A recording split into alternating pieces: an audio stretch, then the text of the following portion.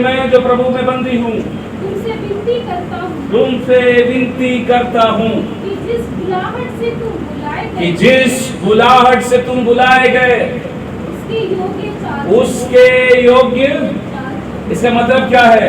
हर एक व्यक्ति के पीछे क्या है? एक बुलाहट है। बुलाया किसने? परमेश्वर ने। लेकिन बुलाए गए व्यक्ति को जिसने बुलाहट पाया है उन सब की बुलाहट अलग है। अभी मैं बोलता हूं कि यहाँ प्रिंस बैठा है, इसके जीवन का बुलाहट अलग है। यहाँ पर भैया जी बैठे हैं, इसका अरे नाम भूल गया यार, आप अमन के जीवन का बुलाहट अलग है। यहाँ पर बैठा प्रत्येक व्यक्ति का जीवन का बुलाहट अलग है। एक हो सकता है बनने के लिए बुलाया गया होगा मात्र पुलिस वाला, एक अधिकारी, कोई डॉक्टर, कोई इंजीनियर, कोई मास्टर, कोई और अलग अलग अलग अलग अलग अलग बुलाए गए। सेवकाई के लिए बुलाहट नहीं होता, याद रखिएगा। किसी को बुलाया गया कि तुम बिजनेस करके प्रभु को सेवा करो, तो किसी को बुलाया कि नौकरी के साथ सेवा करो। सबका जीवन का बुलाहट अलग अलग है। लेकिन प्रभु एक बात को सिखाता है यहाँ पर कि तुम जैसे बुलाए गए उसके योग्य चाल चलो।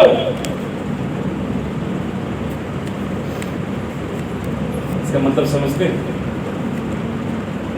तुम्हारा बुलाहट कैसा है, कैसे पता चलना चाहिए? तुम्हारे चाल चलन से, तुम्हारी चाल से।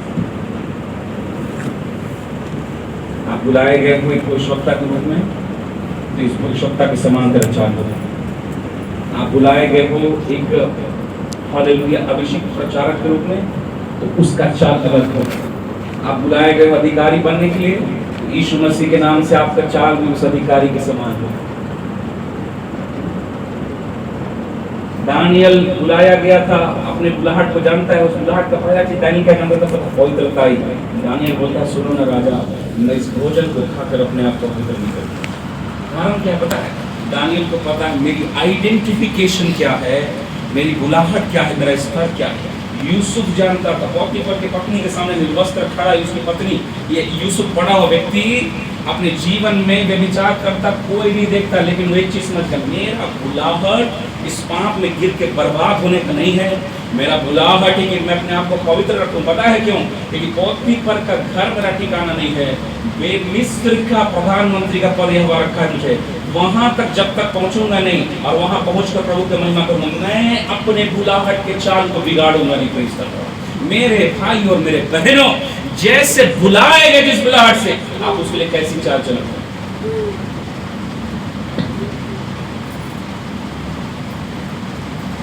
कैसी चाल चल रही है? आज लोग ना पता है प्रार्थना करने के बारे में सोचते हैं, प्रार्थना करते नहीं है। कैसे सोचते पता है? मैं कल से प्रार्थना करूंगा, कल से उपवास करना शुरू करूंगा, कल से ठीक 5 बजे बैठूंगा, कल से मैं रात को उठूंगा, भोर में 4 बजे उठे, कल से मैं रोज 5 अध्याय बाइबल पढ़ूंगा, कल से मैं इस आदत को छोड़ दूंगा, कल से मैं ये नहीं करूंगा। मेरे भाई बहनों याद रखिएगा, सुनिए, समय रहते चीजों को बदलो, नहीं तो बाद में बहुत पछताओगे। लिटरली बता रहा हूं, बहुत पछताओगे। उस समय में ना पछताने के लिए अलावा कुछ बचेगा।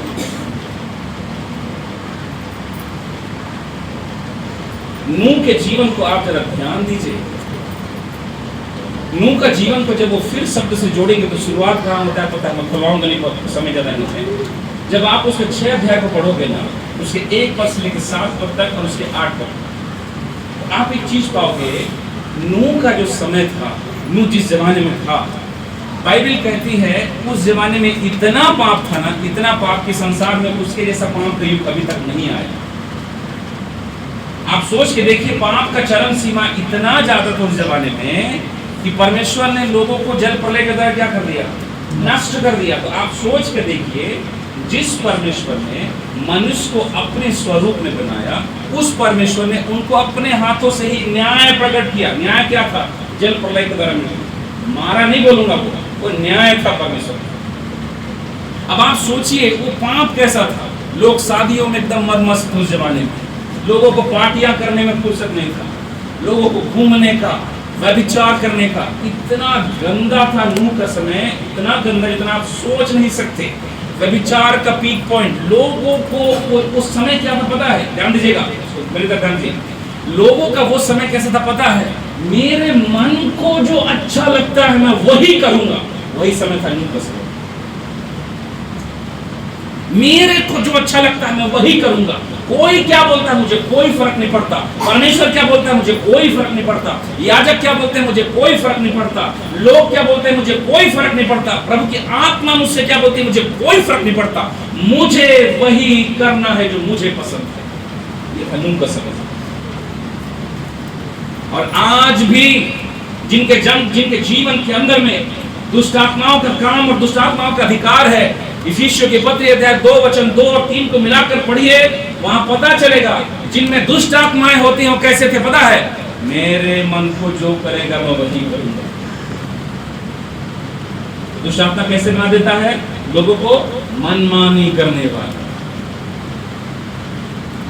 कैसे बनाता है? मनमानी करने वाला।